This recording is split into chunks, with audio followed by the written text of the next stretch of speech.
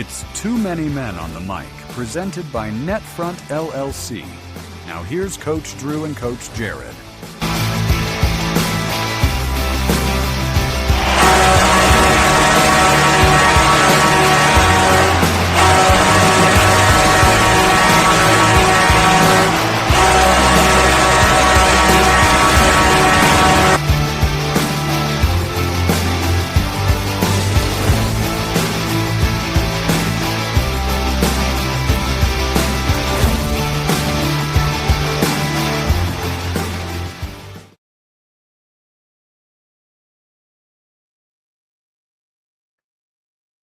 Mid-April, Too Many Men on the Mic show. Pre-tax day? Is it pre-tax day? Post-tax day. Post-tax day. Post-tax day. One of the greatest days of the year, because now you're done. Now you're done. Hopefully you're done. Hopefully you're done. You want to be done. You don't want any of those long letter numeric forms coming in the mail. You don't want those letters. No more of those long numeric forms coming in the mail. From a three-letter agency. That's right. That's right. And the Blues, I have to say, are not making the playoffs, which I didn't think they were going to make the playoffs. But, you always hold that hope. And we're a little bit of a tease. We did this last year where we kind of found our legs. Jordan Kyrie's is famous for showing up and being a superstar the last 10 games of the season. So we had a little bit of that, but we fell just a little bit short. But that's okay. We got number 5. We got number 6. Actually, 6, depending on what happens here the next couple of days. 16 and 31. Some might say that that's a good position to be in. Some others might say put all your chips, push them into the middle, and go for broke, and maybe go for number 1 or number 2 or number 3. So it'll be interesting to see. We're going to have to wait until early summerish before we're able to see what that looks like. How about the Wings? Well, while you were making a push towards the end of the year, the Wings are going the opposite direction. This is a team that you were holding an anchor. Oh my God. They were in first place on January 24th, and then they went 9-14-4. A lot of bag skates. I think I don't know. It's hard to put your finger on this. But this is the how many years have third Stevie Y been in Detroit? 5? No, he's been there. He's been there 7. Okay. 7 years. This is the 3rd year in a row where they had a March swoon, April demise. Probably the worst of the last 3, though. They were in first place at the end of January. I don't think any team that was in first place other than the Wings at the end of January is not in the playoffs. Can you say that? Not is it like double negative? I don't know, because everything about the damn Wings is negative. Pardon my French. But I mean, yeah, you go out and get Justin Falk. Thanks, Blues. And he was fine, but when you're only scoring 2.29, not that I'm keeping track, goals per game since February 1st, you're just not going to win very many games. And you look at the list of the games that they had leads, gave up leads, and either lost in regulation or lost in OT. Columbus, Vegas, Dallas, Minnesota, Florida. They left probably, I think, 8 points on the table between regulation losses when they had leads with less than 3 minutes left in the game or overtime losses. And do you have a first rounder? No, we traded it to you for Justin Falk. Yeah. You're welcome.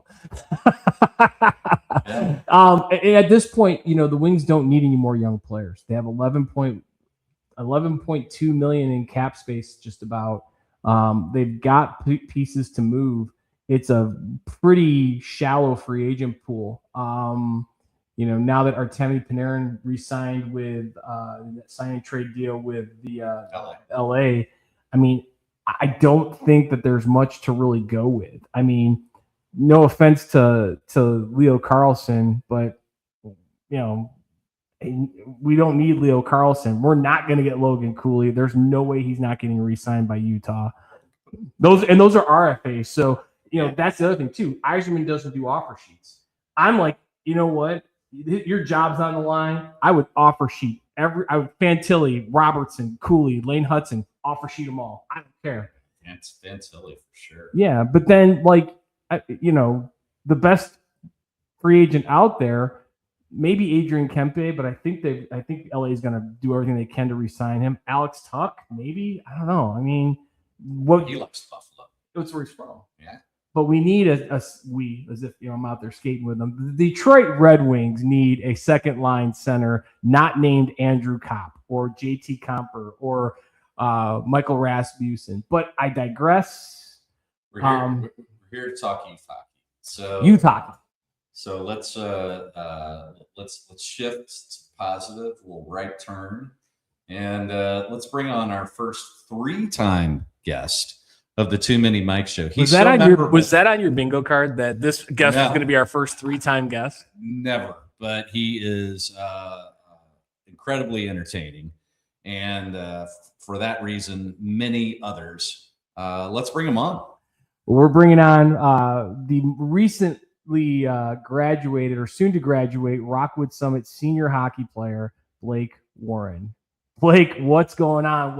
Welcome back to Too Many Men on the Mic. First 3-time member. Did you know the third time on the show? Did you know? I just had a jaw-dropping moment hearing that. I'm honored to be the first. I'm honored to be the first 3-time guest, guys. I'm honored. Thanks for having me on. You know what? We're going to be like SNL. You're going to get a 5-timer jacket, and then you'll be able to wear that on the 5th time in. Well, if you play your cards right, you might get a guest host gig, or we'll do a little spin-off show. One Many Men on the Mic or something for Blake Warren.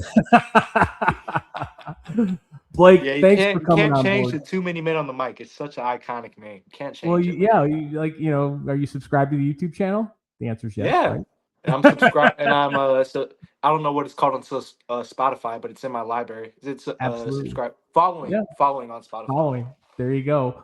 Well, Blake, man, obviously we love having you on. You were so memorable when you came on into our roundtable and our pregame for the game of the week when we were doing the Mid-States game of the week. We're shifting to more of that player focus here as we go into the off season. And Coach and I were like, who's a great player to come on and talk about his journey from the time he was playing mini mite hockey all through youth hockey, some other sports, took a couple detours, maybe some time off. Yeah. We may have a couple stories or two to ask you about. But thanks as always for joining the show.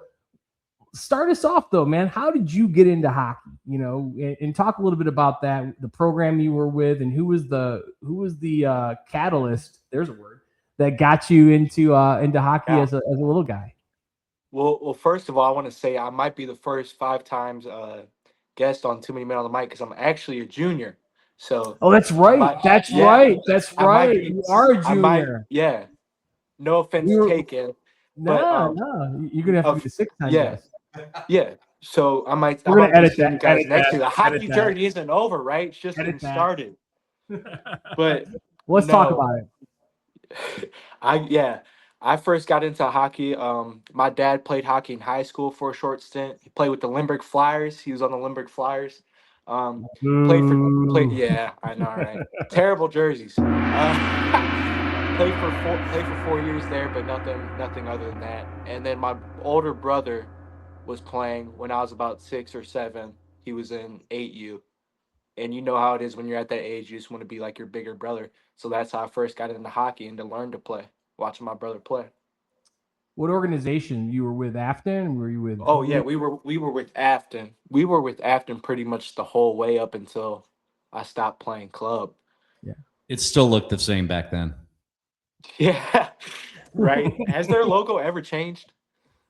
Just the colors. They've got a little darker blue every once in a while. Locker rooms haven't changed. One shade darker. Yeah, one shade darker. I don't know if they've changed the grease off the fryers for the breakfast sandwiches. That's why they're so good. Oh my gosh, so good. Well, talk a little bit about that. You're starting off as a 8U, 6U player. There's a lot of kids that they don't like the equipment. They don't like being on the ice. Why did you take to it? Why was it like you were like, hey, I want to do this. This is fun. Talk a little bit about that. I feel like just growing up in a hockey house and, being around a hockey culture, which I feel like we need to do better as a hockey community is push that hockey culture. I just saw it from a young age and saw my brother do it and saw, people around me talking about it. And it kind of got hyped up to the point where it's like I want to be a part of this, like I don't want to be left out. And it just, came down to, when I was in first grade, learning how to playing 8U, going to school and telling my friends about hockey, you know, not, not necessarily bragging because none of my friends played hockey, but, it was something different that they didn't do. And it was like, look at me, I play hockey. What position did your older brother play? He's been a center all of his life, center, left wing, forward at that young of an age, but forward, I guess, at that young of an age. Yeah. And Does then he still play? center. Is he still playing men's now? Yeah, he played junior notes this year, but he's done. He's done now. He Yeah. had a short stint with the junior blues, yes. Oh, Well, yeah, you're good never stuff, done. Yeah. You just go into men's hockey. Yeah, yeah. Yeah. That's kind Hey, of what you talk about culture. what'd you say? That's what you mean. That's kind of part of what you mean by culture. I mean, I love that you said that as Yeah. as a 16, 17-year-old, young man talking about culture, as to why you like hockey. Tell us a little bit more about what you mean by that, because that's something that feels like there's a take there. You oh, just there's it's hard to know the culture before you get into hockey, right? But playing football and playing track, there's a special bond you create while playing hockey that's different from other sports. There's this sense of brotherhood that you create while playing hockey that you carry into men's league with all the older men. There's just this type of culture, this type of connection in the hockey world that's hard to explain unless you're out there playing and you're a part of it or been a part of it. Well, you brought up football and you brought up track, so you had a foray into both then. Yes, I have. Hockey's not actually my main sport, even though I love it to death. We'll never stop loving hockey, but track's actually, well, track was my second love, but my main love now. What are Quite the your love races? story. What are your races? What are your go-to races? So, do you guys know what the decathlon is? Oh Yes. yeah, Oh yeah. yeah. Yes, that's what I'm Wasn't it training to Dan and be. Dave back when we were younger? Dan and Dave. I mean, before he was born, but they had the two guys. Bruce Jenner at the Capitol. He was, but after him in the '90s, it was Dan and Dave, and they did like the Nike thing. Oh yeah. So talk about so you're doing javelin, you're doing Yeah. So shot put. doing it all, man. So in high school, my man, well, That's I'll 10 get- hold events on. in one. 10 events in one, right? It is, yes, 10 events in one. Decathlon. Wow, That's you guys it. know. Wow. See, look at that. Wow. I mean, I'm just catching up on my Greek. Deca. No, but in high school, I'll usually stick to the 110 hurdles, the 300 hurdles, and the javelin, and then I'll throw in a relay every meet Mm-hmm. because in high school you're limited to four events per track meet.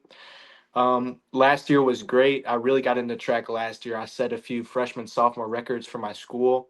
And that's when I really started to take it seriously, like training every day, just going hard in the off season, which actually led to, because I was training track all through hockey season and all through football. I was just training track, lifting, sprinting, doing all the 10 events. I ended up with a stress fracture in my back during the hockey season, which was insane to play through. Yeah. So what'd you play in football? I'm a receiver tight end, so I'll do some receiving and then they'll split me in and do some blocking, kind of like a utility guy. So I have to believe all of that movement, 10 events. I know you're limited to 4, but still 4 events in track. You're playing both sides of the ball in football. Mm-hmm. I have to believe that only makes you a better hockey player, right? And Yes, when you get on the ice after playing football and running track, do you feel light? Yeah, and vice versa, by the way, too. Playing hockey makes you a better athlete for your other sports, too. So vice versa, too. Yeah. Playing track and playing football has made me that's what I credit like my hockey growth in. Because like freshman year, because I didn't play my 8th grade year, I originally quit club to go to football. But playing football and track, like I'll always, till I die, encourage hockey guys to play more than one sport.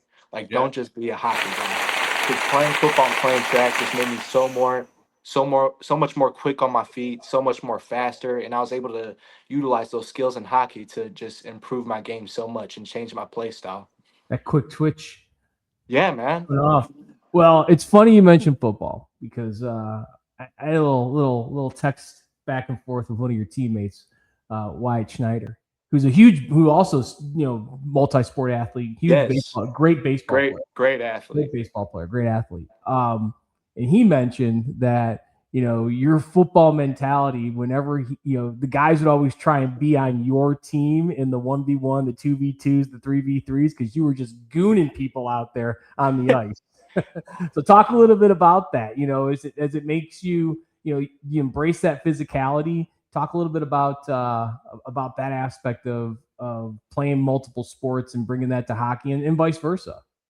Yeah, so obviously, in football, there's an extreme, weightlifting, big man culture, just I get those traps going, man. just a total like dude culture in football. So like I said, in 8th grade, I didn't play hockey. I went to football. So that's when I started to, get that, oh, I'm a dude, type of You do mentality. you dude up. You Yeah. So, and then I went into freshman year and played another round of football. So this is now 2 seasons of football without hockey. And then I'm like, you know what? My brother's playing hockey. I've played hockey all my life. Like I gotta join up with my brother. I gotta play with my brother. That's the reason I first played. But then stepping back onto the ice freshman year, I'm like, I've kind of lost some skill. Like, what do I have? And the only thing I had was my total, like, I'm 6'2", 190. I'm bigger than anybody else. I'm gonna go out there and beat everybody up because that's the only thing I can do. So my role freshman year, obviously I progressed past that, but my role freshman year is just I was a fourth line guy. I was My going to say role, fourth liner, baby. Called you a yeah, bully, man. my role every time I went out there freshman year was just to put someone on the ground, try to put as many people on the ground as I can. Get snow in the goalie's eyes. Do whatever I can to get that competitive advantage. Oh, I'm sure the first line was loving you. Coming Oh in on the man, backside of your shift, they're like, yeah. okay, great. They took out all the bodies, and now we can just go out and score. Everybody's That's running right. and hiding because Blake the bully's out here. Right. Well, it's funny you mentioned that because certainly your freshman year you weren't lighting up the scoreboard but as you progress, 18 points in 19 games your next year, and then 28 points in 19 games this year. So if you kind of forgot your skill, I think you found it. So talk a little bit Yeah. about what were you doing to help with that skill besides playing other sports away from the ice? Well, first of all, in the off season, I would get in. Do you guys know Coach Rody by chance? Oh no, I know Sean really, really well. In fact, Yeah, Sean I was Rody. talking I to would, him a couple weeks ago. yeah. Me and my brother would get in with him over the off season, and then Summit Yeah. also has a thing over the summer, a Summit run high school thing that we skate three times a week over the summer together as a team, and the middle school guys will come up. So Mm-hmm. I did that every summer, and I just like man, every time I went out there, it was just intent on getting better in something. I didn't just show up there just because I had to go because oh, I got to go to practice. It was like, what can I do today to get better? How can I get better at a skill that I can incorporate into my game? So just really like focusing, pinpointing something in practice and focusing on something and then applying that to a game. That's what really made me better. And also my mentality really shifted from freshman year. Like freshman year, I was like the defensive guy, going out and hitting people with the puck. This year I kind of took that play style and like adapted it almost to where like nope, like my mentality was not I'm gonna knock everybody down. It's like nobody's gonna take the puck from me. Like I'm gonna get the puck down low and I'm gonna just keep it for 15 seconds and wait for a play to open up because nobody can take the puck from me. So just that mentality shift with the new acquired skills that I had gained back or gained, just that really elevated my game. That's awesome. So when you were playing football as a receiver, were you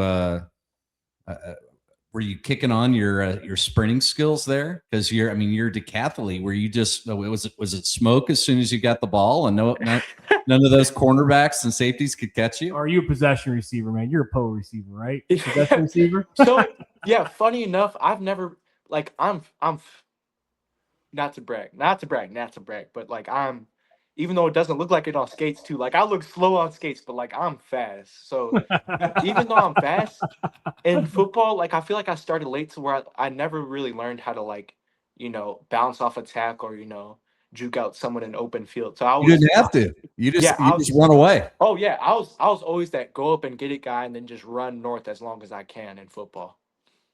Nice. Last minute of play in this period. So how does that translate over to hockey? I have to believe then with that kind of speed and that mentality and just breakaway, you're probably a nightmare on the forecheck then, right? You're forechecking hard and you're first on puck. And playing defense in football, it taught me so well how to like angle the puck in hockey and use the boards to your advantage. Because the boards, what it essentially is like a sideline in football. And in football, they teach this whole technique about like using the sideline as a second man. Like it's you in the sideline against the dude with the ball. So learning that through football just really helped my defensive game with hockey on just learning how to angle people and learning how to get the puck away from them. That's fantastic. Yeah. We should do that off ice with kids. I love how you said that. Think of the sideline as boards, and we should take kids off ice and just put them on a football field and give them that same analogy. Well done, Blake.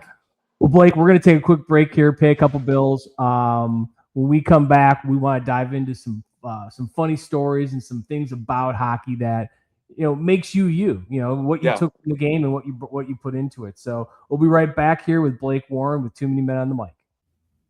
Just because the winter weather is coming to an end doesn't mean the hockey stops. So sign up for your team with Big Bear Tournaments for one or more of their Spring 2026 events starting April 24th through May 15th. Join them at their prime spring locations, which include Chicago, Ann Arbor, Detroit, Washington, D.C., and Lake Tahoe. Exact dates and full details can be found at bigbeartournaments.com. As always, tell them Too Many Men on the Mic sent you to receive exclusive savings. That's bigbeartournaments.com. Real quick before we jump back in, if you're enjoying Too Many Men on the Mic, hit like and subscribe on your YouTube channel. It's a quick click for you, but it helps us grow the show and keep bringing you great hockey conversations. You can also follow us on Instagram by scanning the QR code on your top right of your screen if you're watching us on YouTube, or go Too Many Men Podcast. That's the word TWO to follow us on Instagram. You can also check us out on Spotify, Apple, or wherever you get your podcasts, or go directly to our website, toomanymenonthe.mic.com with the number 2. Those small things from you help us keep delivering new guests, downloadable coaching content, and more from the rink. All right, back to the show. And we're back here, Too Many Men on the Mic. Coach Jared, Coach Drew with Blake Warren, Rockwood Summit junior hockey player, just finished up his junior year. Decathlete, football receiver, and all around bully on the ice from what we're hearing. So I was thinking about this on break. Do you wear the same number when you're playing football as you do when you play hockey? No, but I wish I did. Yeah. and if you're a receiver, I mean, are you 88 Michael Irvin? What are you? I am actually number 88. Good guess, coach. But you can't be 88 for hockey. You can't be Patty Kane in hockey. No. Or actually, you'd be more like Eric Lindros. Well, I guess I could have. I don't know. Eric Lindros, man. I should have wore 88, guys. Do you even know who Eric Lindros is? No, but I know who Patrick Kane is. Well, look, I know who Patrick Kane is. Pasternak. I'll add this. The only member of the greatest show on turf that is not in the Football Hall of Fame is Torrey Holt, number 88. So well done. All right, Torrey Holt. Again, greatest show on turf. Do you know what that is? Los Angeles Rams. All right. Come on, guys. Come on. Yeah, right. I know a little bit, guys. Los Angeles Rams. Oh, he called them the LA Rams. Come on. You guys know what I mean. St. Louis Rams. Absolutely. I love the conversation and just the learnings that you've taken from these other sports to help propel your hockey and vice versa. you mentioned this brotherhood of hockey, talking about the locker room. What are some funny moments over the years that you've had where you're just like, I may not remember if I scored a goal that season, but I'm going to remember this story, or I'm going to remember this kid, or the things that the coach was saying. Talk a little bit about some of those funny stories. Oh, and I've got one to prime the pump from your dad, if that's okay. You can tell the story. sure, around. because I'm trying to Something remember. about playing shinny, thinking a kid's dead, and just leaving. Oh, oh my gosh! I mean, obviously there was no death involved here. Details. No, nobody Details. injured. Nobody injured in the making. But, yeah. If you ever played African American hockey, we get down about shinny. Like when this happened, this is back. I think it was Pee Wee, so checking wasn't even allowed. So our shinny games were like 100 times more physical than like the actual tournament games we would play later that day. So I remember we were in like a ballroom of a hotel, playing shinny. And again, game starts off calm. We're all trying to score 6 goals, and then someone crosses the line and throws a punch or cross checks, and then from there the rest of the game is just you're not looking to score, you're looking to hurt somebody. So, oh gosh. So I just remember, I can't remember who did it, but all of a sudden, do you guys know Drew Abercrombie by chance, or heard of him? I know who Drew Abercrombie. I know who he is. Yeah. Yeah. So all of a sudden, I look over and he's shouting, like everybody's just fighting. The ball's right by the net, but nobody's worried about the ball. I just look over and Drew Abercrombie's like, my neck, and he's just laying on the ground. Nobody thinks to help him. Everybody just dips the other way down the ballroom and like out the hallway. Oh my gosh. Wasn't me. Yeah. And when we got out, like it wasn't concerned about like should we get help, or everybody was just claiming their innocence. It was like, no, it wasn't me. No, I didn't do it. You did it. Did you guys get banned from that hotel? We've had a few close calls, but we've never gotten banned from anywhere. But y'all, I'm sure y'all have similar stories of having close calls with hotels. Well, yeah. I'll just chime in with a very short story.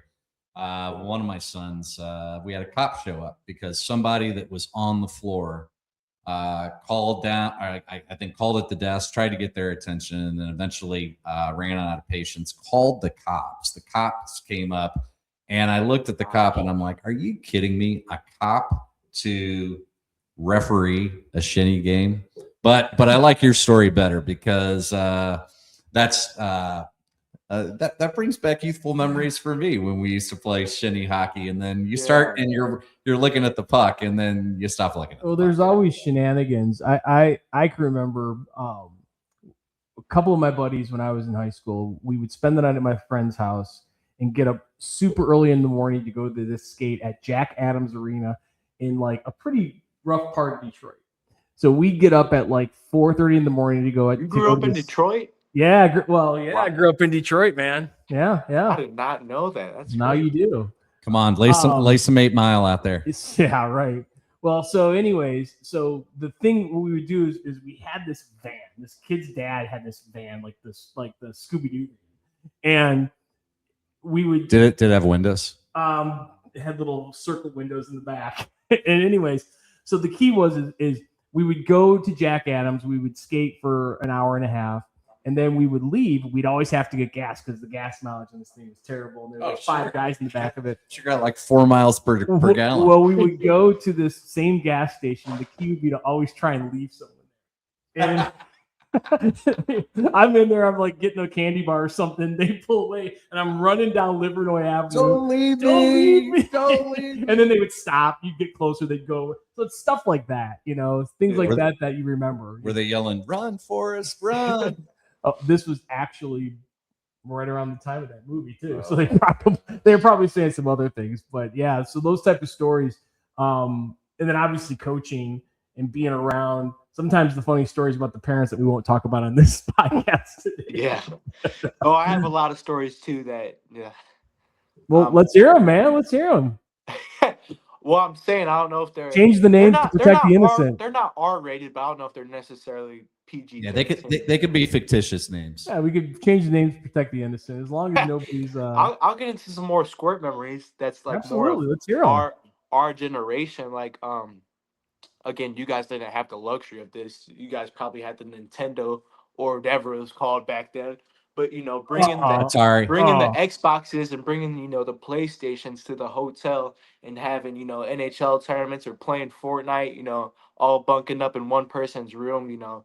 That's another memories I'll take with me. I got a funny story about Xbox.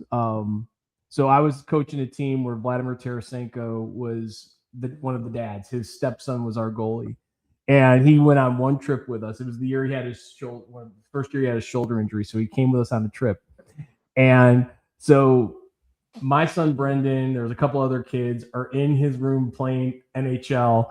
So he sits down and he beats like everybody, and he loses to Brendan. He would not let Brendan go to bed, so Brendan had to stay past curfew until he beat him. But that talks about the compete level of an NHL player. He wasn't going to let some 10-year-old beat him in the NHL. But let's talk. I know you took it sounds like a year off of hockey. You stopped playing club hockey. You focused on that high school experience, which I really want to dive into because we had a conversation last week about mid-states and how there's like this huge opportunity for mid-states to take another step in terms 100%. of a great organization and a great destination for kids. You've played with kids that play AAA, Central States, and then play high school with you. What's the vibe there? What's it like playing high school hockey? And what do those kids say it's like? Talk about that. Expand on that brotherhood, man. What's it like? Well, first of all, you bring up players I played with. I want to talk about this 8U team I played with. So get this.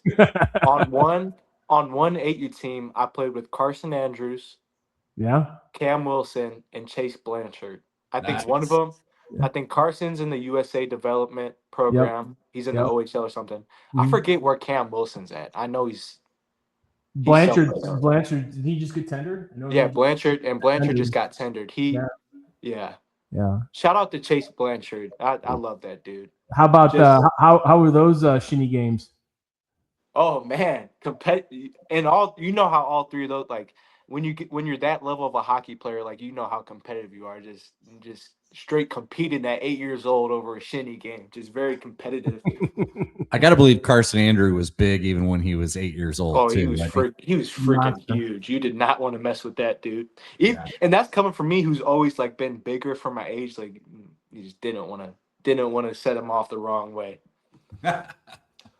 So talk a little bit about the who's that funniest teammate? What are some of the worst dressed guy on the team? And then talk what was it like when you were a rookie on that high school team? And what are some of the things that you had to go through? Let's go down memory lane here with Blake. I think I was probably the worst dressed my freshman year because I came back and like I forgot everything about hockey, bro. I had my tongues out, socks all loose, no clear tape, helmet all loose, crooked sideways. No, but wrapping your laces around your ankles. Yeah. Oh, another great player I played with my freshman year, Brandon Catalano. I'm sure you guys know that name. Yeah. Know that name. That group when I was a freshman just always pushed me, like I said, to just be that energy guy, which was great. Because being that energy guy, I had a lot of penalty minutes. I think I might have set a record for it. But those guys never really got on me about it. They were always very supportive of like, you're doing your job in a different way, and like we support you. Just keep doing what you're doing. You had more PIMs. You had more PIMs than games played. Dude, way more. It was bad. Well, and you just mentioned some of the older guys pushed you to be kind of that energy guy. So here you are, you're going to be stepping into the fall. You're a senior. So how can you help some players that maybe need the most help? And how do you approach that as a leader, as part of your squad? I think I wanted to touch on this too. For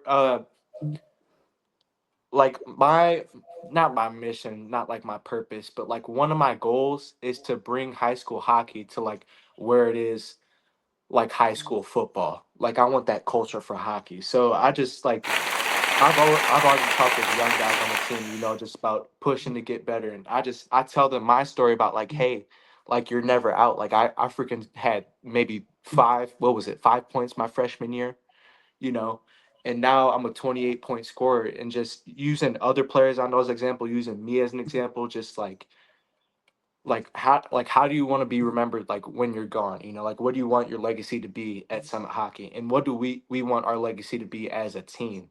Like do we want to always be that team that was just so close to winning, to getting the job done, or do we want to be that team that like got it done? So just really motivating those guys in that sense. Well, let's talk. Let's focus on that gap. Did you stop playing club hockey because of the time commitment and just wasn't meshing with being able to play football?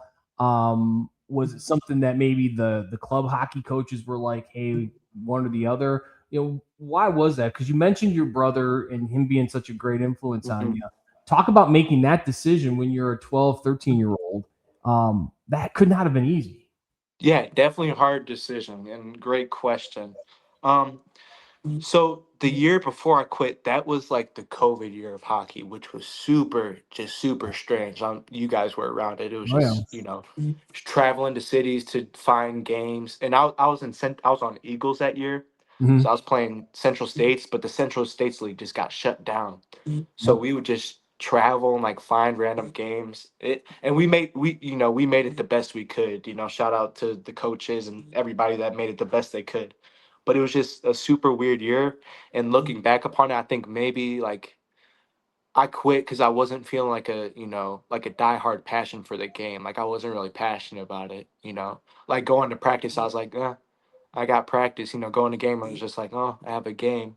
So I think I quit just to try something new and like get that old excitement back. Which in turn, I'm glad I quit, because when I came back, I have like even though it's not my main sport and I know I'm going to be done after this last year, like I have a burning passion for hockey now because I took that year off. You're gonna play men's league, buddy. You know that. Come on. You're gonna be a SN team. What, sooner or later I'll be in men's league. Everybody knows it. So are you going to play football then this in the fall and in summer? Um, I'm not sure yet because, like I said, I had that fracture on my back, Right. and that actually put me out for this track season, which was super upsetting. But I eventually got over it. Um, Right. but I don't know, and because I don't know where I'll be at from like a contact sport standpoint with my back being fractured, and how is that going to heal? So So def do you think there's a balance between like it's great to play different sports, but at the same time, if you combine all those, maybe it's a little bit too much of a load. Is there a balance between having different sports to help you be better at other yes, sports, but also making sure you got the right yes. load? No, I get your question 100%. I have opinion on this. I think when you're young, like elementary school, middle school age, you should just be doing as much as you can. Get the experience of doing everything, experience everything you can at a young age. But looking back upon it, I don't think I would have played football and hockey both in high school. Just not from a standpoint of the experiences have been great. Like I've had so many memories from playing both. Your But coaches give you enough room for both because there is some yes, and the overlap. coaches, my head coach for football has been super flexible, and same That's with hockey. awesome. They've been super flexible and supportive of me. So shout out to them for always being super flexible and supportive. But just from like a body, like it is hard on the body, especially if you're lifting and I'm doing sorry, a different aspect to it is all the knocks on the head. Um Yeah. and to parents who are concerned about that with hockey, I playing both football and hockey, I would say football is definitely more dangerous. Not that to scare anyone away from playing football, but to anyone who's scared of playing hockey for getting injured, I want to say that I've never like gotten hurt playing hockey. Besides my stress fracture, which happened over time and wasn't like because of hockey. Mm-hmm. I sorry, I'm getting a bunch of notifications. No worries, no worries. But yeah, I just think to maybe your freshman year you should try everything you can, but then there's a certain point where it becomes bad for the body and you got to find out what you're passionate about, man, and you got to go with that. Do you run indoor track too? Do you run indoor track as well, or do just outdoor? Oh, I'll pause this here. But to parents, I would just advise like don't be worried about contact sports. At obviously, I wouldn't put my son or daughter in contact football at a super young age. That's something I would avoid. But I wouldn't avoid a contact sport, especially like hockey. Like I just wouldn't do both like me, because taking the knocks on the head from both, it's definitely like not something I feel right now, but something I'm definitely worried of in the future. Not something I regret. Like hey, we're all gonna die anyway. Like, to be frank. All right, we just took a real big left turn here on the show. We went from a kid dying in shinny apparently. No, I wouldn't say neither sport is really gonna wear and tear on you too much, but it's the combined of doing both for such a long period of time that really beats you down. The demands on sports in general, even from whether you're playing AAU basketball, youth soccer, youth hockey, Pop Warner football, it's just different. And they talk about Wayne Gretzky used to say, hey, when he was a kid, he put his skates up and played baseball. And like there was no overlap, there was no 365-day sports. But we're not here to solve all that. We're here to talk about Blake Warren and last minute of play in this period. We're heading into the third period here, so if Blake, you could still hang around for another segment, we'd love to talk a little bit more about your journey. I want to know what Blake's nickname is. Absolutely, yeah. So we'll get all that, and we'll talk about some funny anecdotes, some funny stories, and then a preview of this upcoming year, and we'll maybe have Blake come in and talk a little bit about the NHL playoffs with us. Fantastic. All right, we'll be right back. Well, that segment of Too Many Men on the Mic was brought to you by 5B Designs. St. Louis hockey families and business leaders, if you need custom gear that stands out and stands for something, it's time to meet 5B Designs. Founded by Shannon Brahini, a proud St. Louis mom and entrepreneur, 5B Designs is a woman-owned small business that brings purpose to custom apparel.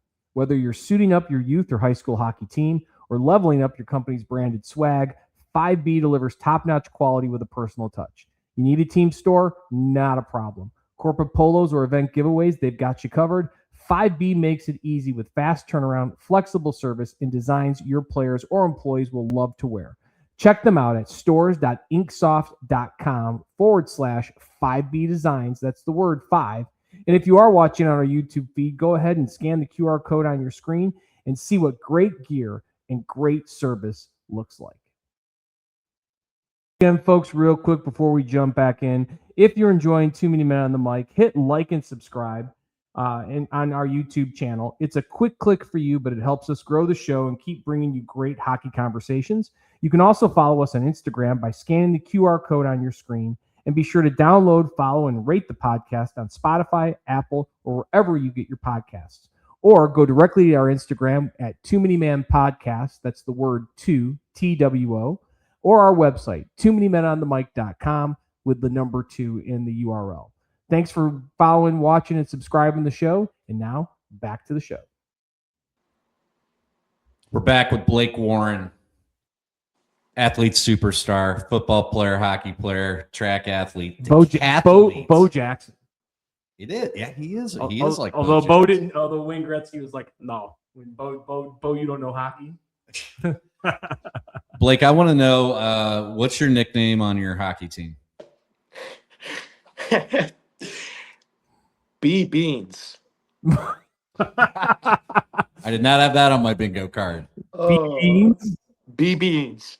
Okay, explain. We need to know Let's this. hear the story. Gotta hear This this. What's so this? this is a super long. It's such an odd story, but that's how most nicknames come about. So my gamer tag on Fortnite used to be, or not Fortnite, PlayStation used to be XD Got Any Beans, and this is such an odd story. Yeah, it starts as a PlayStation name. So then one time we were playing Fortnite. We dropped Tilted, which is like the hot spot, where you usually die at. And as soon as I land, as soon as I touch the ground, I die. And when you die, it plays like a little sound. So my friend just went. He just goes real loud. He just goes, "Damn beans," just real loud, and everybody just started cracking up, and it was just hysterical in the moment. But then everybody just started saying that, and then it evolved into a nickname. Everybody started calling me Beans, because of that iconic moment on Fortnite. And then it just gravitated to the whole school and the hockey team, and now it's B Beans, and everybody's called me B Beans. I love it. And stuff like that. Yeah. You hear that on the bench. I gotta believe you're cracking up on the ice if you hear that. Yeah. Do the guys try? You strike me as the guy on the team that like you either get the guys going or like I could just hear like whether it's Schneid, Wyatt or some of the other guys like chirping you a little bit from the bench. Talk a little bit about that dynamic. As you bring this to the your personality, which is a larger than life personality. That's got to be great for your team, and obviously Rockwood's had great success the last 2 years. So talk a bit about that. Well, yeah, obviously, as y'all can tell, it's something I take pride in. It's okay to be an oddball, but like I'm definitely an oddball. There's some, different traits about me, but I feel like everybody's an oddball in their own way. But freshman year, it was hard being the new guy, being a little different and bringing a different personality to the team that at first wasn't accepted. But over time, when people, grow to know you and, grow to accept your personality, it was just great for everybody to, grow with me and just accept my personality, as time went on. And So I got to know. I mean, I talked to a couple of guys, from other schools, and the first thing they said was, "It's TikToks. It's TikToks." So talk a little bit about, especially with the hockey TikToks, when you're talking to the other, you're kind of calling out the other teams, and we may have to put one of these up. I'm in your TikTok right now. you're in my TikTok. Just get the grip. Dance if y'all put BTA. Oh wow! I got He's running track. He's running track. So like, talk a little bit about your TikTok and just how much you're having fun with that, and what what do you get from the other teams when they see you out there? Because we know those kids in the stands. If you're playing Lindbergh or if you're playing Eureka or if you're playing one of those teams, they're like, okay, Blake Warren's out there. What's the chant? Yeah, like I said, like freshman year, like it wasn't really accepted, because like I'm the new guy, but like now, like I had teammates, which I thought was so cool. I like teammates like, oh, make a TikTok with me, Blake, make a TikTok with me. But yeah, it became, I didn't expect it to like get this big, but like it became like such a troll thing. Like other teams would talk about it on the ice. They would like call me TikTok boy on the ice. And my dad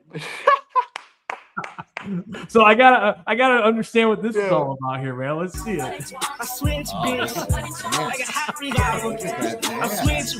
But I mean, you're having so much fun. Yeah. That's actually before a game. Obviously, Spanish, look at my house, Spanish, look at my house, black or white, my swag, I'm dead like I'm Spanish. I love it. So how's that worked with the girls? Is it the girls like your TikTok, Blake? I don't know, but I do know the boys always give me trouble for it with a friendly way though. But funny, like my dad teaches at Lafayette. Like it was like the talk at like Lafayette, like, oh, I've seen your son on TikTok. I see your son on TikTok all the time. Yeah. So the first thing, so it's funny. I told my son who's a senior at Ladue, Brendan, And he's just like, oh yeah, I got his TikTok right here. And he starts going through it, and he's just like, he trolls every team, and it's hilarious. Yeah. Oh, just spicy. Oh man. Yeah, but yeah, during the season, that was just my thing, Just had a bunch of energy before the game, and just let loose, dancing before the game, getting the dances out, I love it, man. uploading on TikTok. So what's the soundtrack in the locker room? Tell me what's the first dance to get you going? Oh. Oh, that's a good one. We can really dance to anything. Me and Wyatt, it just became a thing. Like when any song is playing, it could be to any song. He'll just look at me and just do my signature move. He'll just go like this at me real quick during any song. Like we'll get down to anything. Me and Wyatt. So you talked about that brotherhood when you talk to your football teammates and the folks that you run track with. How do you explain what that locker room culture's like? And I'm sure there maybe like, hey, how do you bring that to your other sports? Yeah, man. I mean, it's again, like I said, like playing hockey. It's way different. Like first of all, it's a different like team aspect. Like I feel like hockey's like the most team aspect because first of all, it's a shorter roster than track or football. So you're dealing with a shorter amount of guys.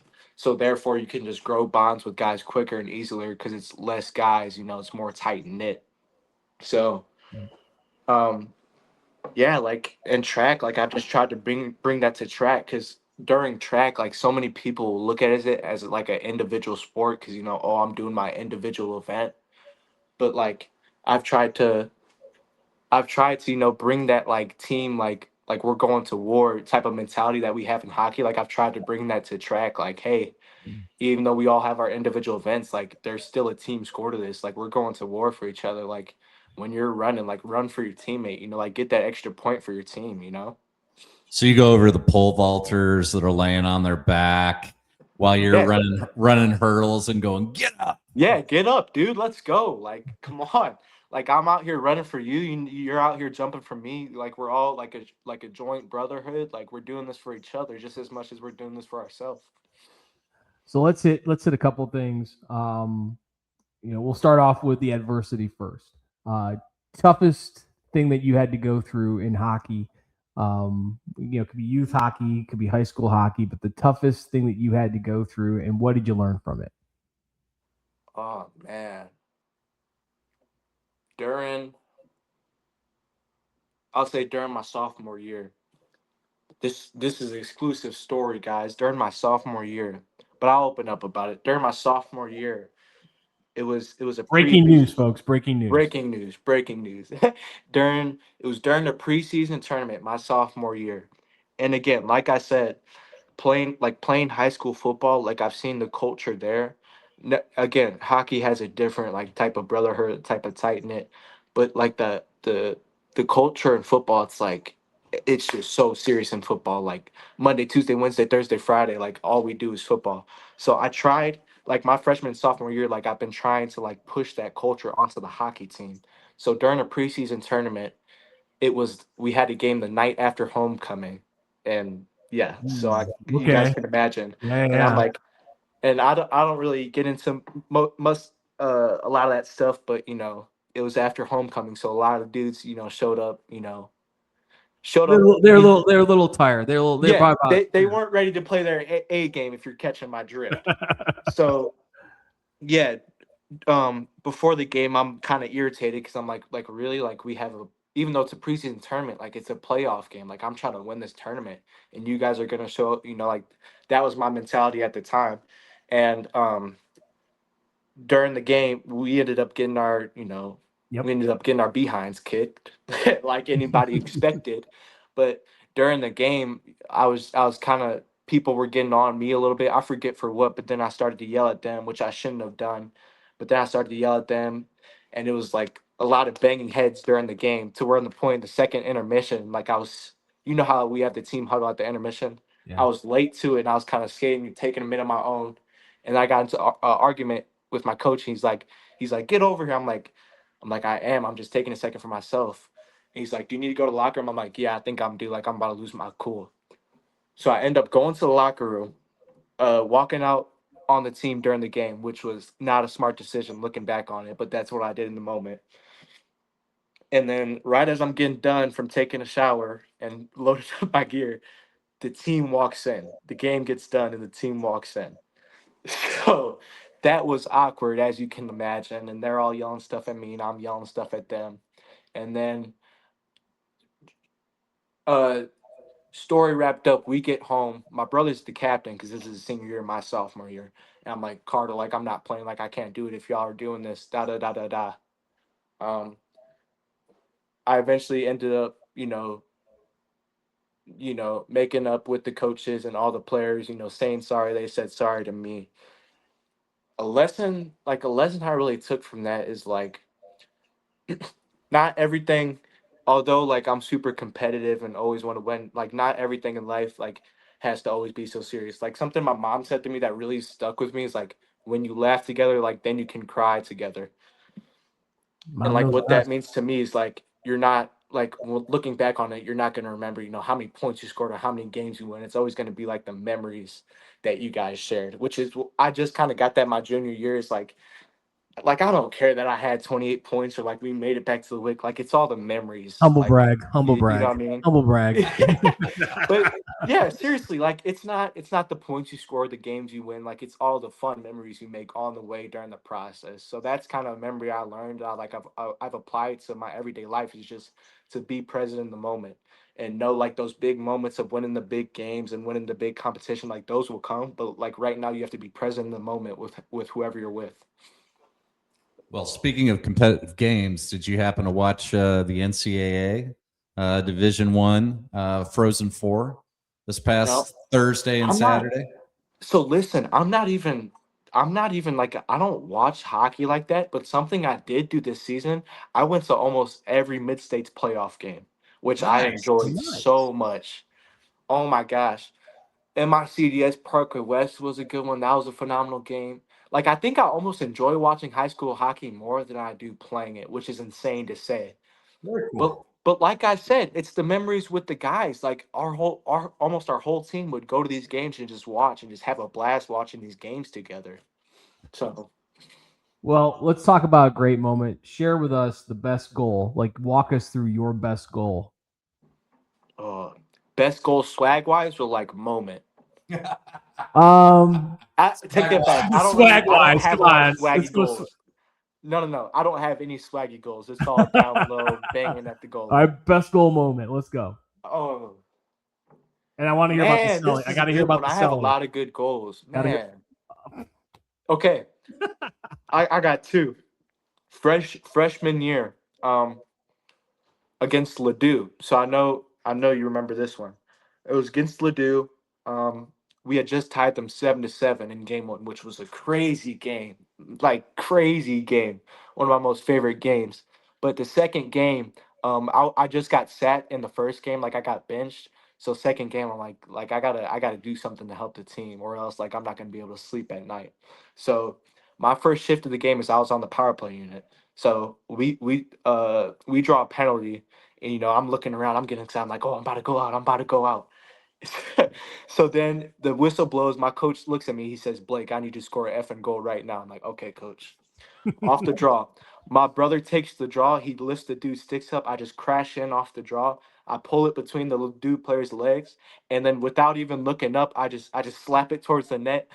I don't even know where it went in at, but all I saw is it went in, and I went crazy, man, because that was to take a 2-0 lead. We thought we had it sealed at the point, 2-0 in the first period, and I was out there with my brother and my cousin Wyatt, and it was such a good goal, such a good moment.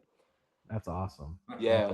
We ended up losing that series in the 4-0 mini game, as I'm sure you guys remember.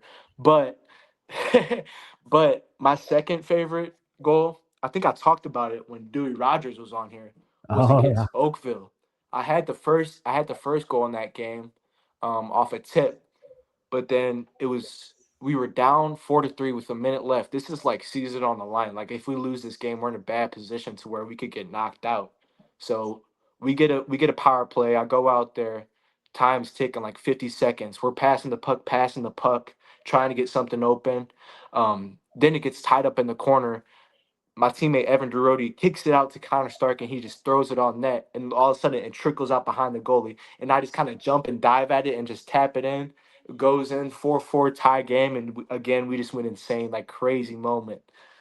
Those are probably my two like best goals in the moment. Just crazy moments with the season on the line, crazy stuff like that.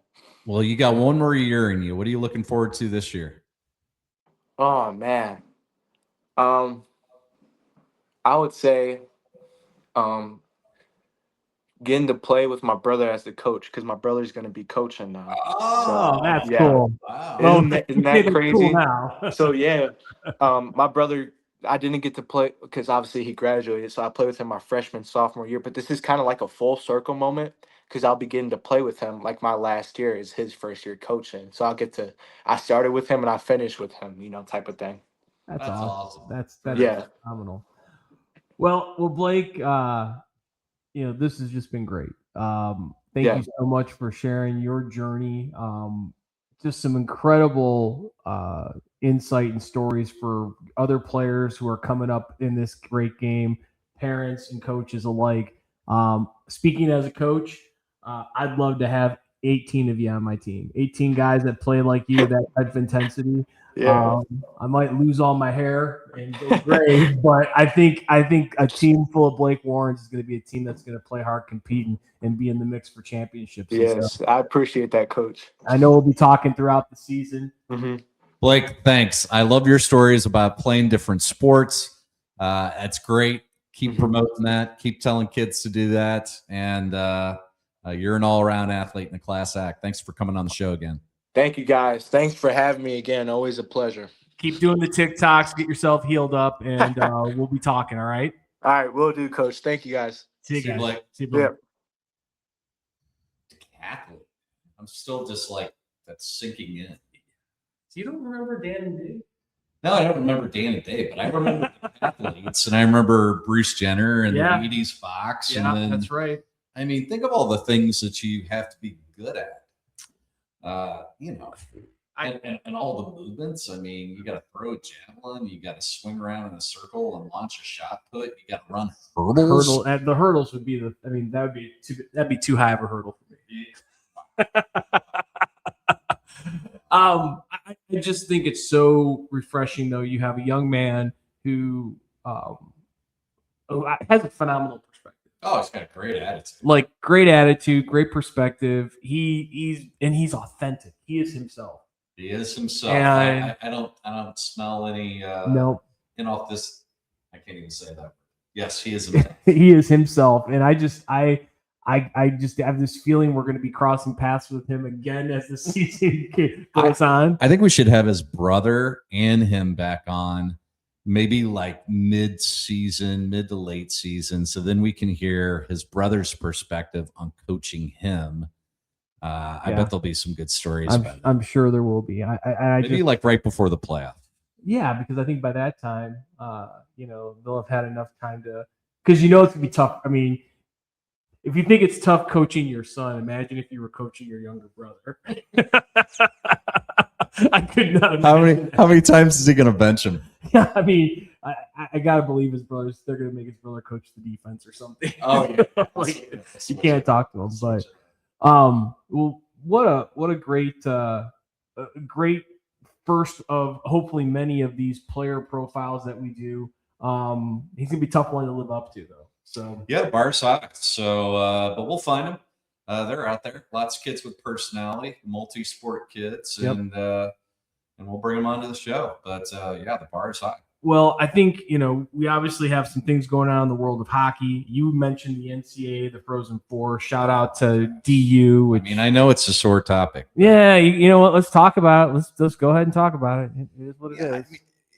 The DU is just they just hang around. They're that team that just hangs around. And if you've watched pro hockey, if you've watched high school hockey, if you've watched college, basically any level hockey, it's one of those teams where you'll run into where if you just let them hang around, And then you can just kind of feel the tide turning where the second over, for me, it was when they got back in the game at the end of the third and tied it up against Michigan, DU Michigan. So it was the semifinal game, not the final game. Yeah, I might have been sitting next to you during that game. And then, when the first overtime went through and Michigan hadn't put it away, I was thinking, this is trouble. Well, I told They're just hanging around. And then they, they got 7 shots on goal, I think, in the championship game. Maybe they had a couple more, but they got outshot. Yeah. And same kind of thing. That they goaltender just hang around, and they've got an outstanding goaltender, and there's lots of ways to beat teams. And they're that team that just, they'll just hang around and then bite you. That goaltender faced well over almost 60 shots against Michigan, and I don't think that they had 27 in double overtime. So, and I told you, if Michigan didn't win it in the first 7 minutes, that's going to that DU is winning this game. And in that program, that coach has got to be on an NHL radar. Tell me that guy's not going to get picked up and maybe go to at least an AHL team. We'd like him, maybe even the Big Show. Yeah, I think DU's been in the mix now for the better part of a decade. They're putting just a great culture there. The coach just gets the most out of the talent that he gets. He doesn't smile a lot. He really doesn't. He really doesn't. He's like between stoic and pissed off. Well, there's a fine line. There's a fine line, but you know what?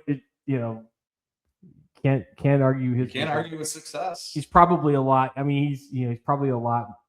He's probably a different guy behind the scenes. I don't think his nickname is Beans. Probably not Beans. Probably not Beans. Well, we've also got NHL playoffs starting, and first round, best round. It's the closest thing. I think it's the closest thing to the first weekend of the basketball tournament. Do you watch every game? I do try to watch every single game, and as we look here at the Eastern Conference standings, all the teams, the dance card is pretty much set. You're going to have Carolina playing the Ottawa Senators. You're going to have how about the Flyers making the playoffs. And they get to play Buffalo. Wow, yeah. 2 teams that have not been in the playoffs for quite some time. Yep, but Carolina's going to play Ottawa. You're going to have Buffalo playing Boston. Buffalo, Boston. Yeah, Buffalo, Boston. And then, you got a battle for Pennsylvania between Pitt and Philly. Philly, again, a team that Detroit beat twice in the last month. Not that I'm. And then Tampa, Montreal. Shout out to Montreal 2 years in a row. You got to say, Rick Tockett's got to be part of that. Right? Absolutely. Because Tortorella had that team last year. Yep. They were kind of sitting on the playoff edge. Yep. They weren't able to make it. And then Tocchet comes in and they did it. Well, then, Porter Martone helps too. Yeah, it doesn't.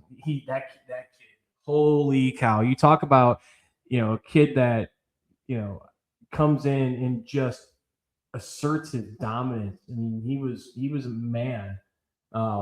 He got his first goal and first assist, and he hasn't looked back. That kid's going to be a force, absolutely a force. And then we look over to the West, and you see the West.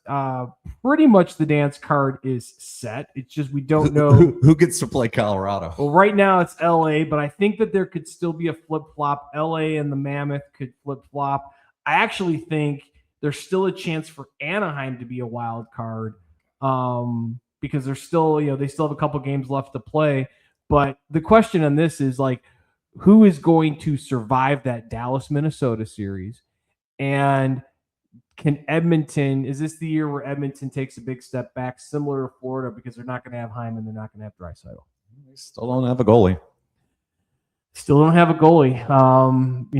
But they do have the best player in the world. And no Draisaitl. No Draisaitl, though. At least I wouldn't be surprised if they figure out a way to get sprinkle the magic dust on Draisaitl, and he shows up in Game 3. But Edmonton. That whole Pacific team. Who's going to be? I kind of feel like the first place. Yeah, the Pacific's pretty weak. Yeah. You got the heavyweights, and I would put Minnesota in there with the heavyweights. 100%. Don't sleep 100%. on Minnesota because that is a loaded team. Well, I think they've had since they made the Quinn Hughes deal, and since they've got all their guys back. I mean, they've got Boldy, Kaprizov, Quinn Hughes, Faber. I mean, and which goal you're going to throw? I mean, their goaltending's playing great. In Dallas, until Dallas does it, they haven't done it. There's an ism. Until Dallas does it, they just haven't done it. So, and I don't know. I mean, Colorado's just been kind of steady Eddie since before the Olympic break. They've got the pressure. It's great to finish first, but then there's expectations. It reminds me of when the Blues won the President's Trophy and then lost in the first round against either LA or San Jose. I can't remember. The playoffs are littered with President's Trophy casualties. I mean, look in Tampa when they were President's Trophy winner, losing in the first round to Columbus. Boston losing in the first round. I can't tell you how many times Detroit won the President's Trophy and got bounced in the first round, but I could do a whole show on it if you'd like. I'd take a President's Trophy right now because that would put us in the playoffs. The Capitals win the President's Trophy a couple years ago, and I think they squeaked by the first round and got beat pretty bad by Carolina. And Carolina, that's the other team. When is Carolina going to do it? Like, when are they going to do it? I mean, it should be their year. I mean, the East is pretty clean of the usual suspects right now, but I don't know. Maybe this is the year Rod the Bod thinks at home. It could be one of those situations where they're kind of like the Red Wings of the early 90s where they get there, but they can never get over the hump, and then they brought in Scotty Bowman. And look, Rob Brindamore, I mean, he's an unbelievable coach. He was an unbelievable player. He's been there now for he's been there a minute. Including his coaching time, he's been there for almost 20 years, I think, coaching and playing. And so it's like, at some point, it's like, maybe I don't know. But who do you really fear on that team? They also need a goalie, too. Who do you really fear on that team? You don't, and that's the thing, is they don't have a shutdown goalie. Yeah. They're kind of like Edmonton, and that they've got a lot of offensive skill, but they just don't have goaltending. And as we just were saying about Denver, goaltending is pretty important. But when do the playoffs start? Saturday and Sunday. Fantastic. Yeah, it's gonna be a great 2 weeks ahead of us. Got the weather's great, patio's open, sitting out at night till the Western Conference games are done, and we'll do those. But it's gonna be fun. Great next week of hockey, even without our teams. Yeah, and we'll come back and talk about it next week. But if you were bored and looking for something to do this weekend, certainly on Saturday, you might want to turn that tube on and dial in and watch some really good hockey in the first round. Blake Warren was a great guest. Let's put a pin in it, Coach. Yep. And we'll see you next week. Shoots, he scores.